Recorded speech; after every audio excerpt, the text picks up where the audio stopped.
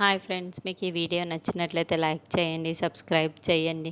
కావ్య వాళ్ళ నాన్నతో కలిసి మట్టి బొమ్మలు చేయడానికి అక్కడ కూర్చొని ఉంటుంది. ఇంతలో అక్కడికి వాళ్ళ అమ్మ వచ్చి, అబ్బా చాలా బాగుందే ఈ సీను, నువ్వు అత్తారింట్లో చాలా సుఖంగా ఉంటావని చెప్పి పెళ్లి చేసి పంపిస్తే నువ్వు పుట్టింటికి వచ్చి మళ్ళీ మట్టి బొమ్మలు చేసుకుంటున్నావా? నాకు చాలా సంతోషంగా ఉంది. ఒక అమ్మగా నేను చాలా గర్వపడుతున్నాను అని చెప్పేసి వెటకారంగా అంటూ ఉంటుంది. ఆ మాటలు వినగానే అక్కడున్న కావ్య వాళ్ళ నాన్న అయితే ఒక్కసారిగా షాక్ అయిపోతూ ఉంటాడు. ఏంటే అలా మాట్లాడుతున్నావు అని చెప్పేసి అడుగుతూ ఉంటాడు. ఆ మాటలకి అక్కడున్న వాళ్ళ ఆవిడ అయితే అవును మరి, కూతుర్ని అత్తారింటికి పంపించి ఇప్పుడు మళ్ళీ పుట్టింటికి వస్తే మీరు సంతోషంగా ఉన్నారేమో కానీ నేనైతే సంతోషంగా లేను.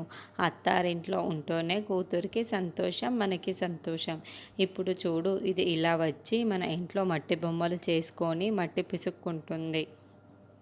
తనకి ఎలా ఉందో తెలియదు కానీ వీధిలో ఉన్న వాళ్ళందరూ సూటిపూటి మాటలు అంటూ ఉంటే నాకే ఏదోలా ఉంది. నువ్వు ఇక్కడి నుండి వెళ్ళి ఇంట్లో ఉండు అని చెప్పేసి బ్రతిమలాడుతూ ఉంటుంది. ఇంతలో రాజు డైనింగ్ టేబుల్ దగ్గరికి వచ్చి భోజనం అయితే వాళ్ళ ఇంట్లో చేస్తూ ఉంటాడు. ఇంతలో అక్కడ తింటూ ఉన్న ఈ భోజనం ఏంటి ఇలా ఉంది?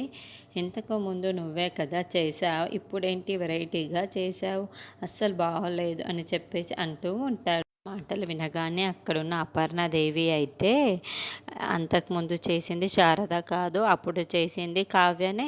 కావ్య భోజనం తిని తిని కావ్య అలవాటు అయిపోయింది. ఇప్పుడేమో కావ్య భోజనం లేకపోవటంతో నువ్వు చూడు ఎలా అయిపోతున్నావో అని చెప్పేసి అంటూ ఉంటుంది. ఆ మాటలు వినగానే అక్కడున్న రాజు అయితే ఒక్కసారిగా షాక్ అయిపోతూ ఉంటాడు. ఒక ఏడాది పాటు మన ఇంట్లో ఉన్న వాళ్ళందరికీ ఎంత చాకిరీ చేసిందో ఇప్పుడు తనే లేకుండా పోయింది. ఇప్పుడు తన భోజనం కూడా లేదు. ఇప్పుడు నువ్వు ఎలా తింటావో నేను చూస్తాను రాజు, తిను అని చెప్పేసి అపర్ణాదేవి రాజుని చూసి అంటూ ఉంటుంది.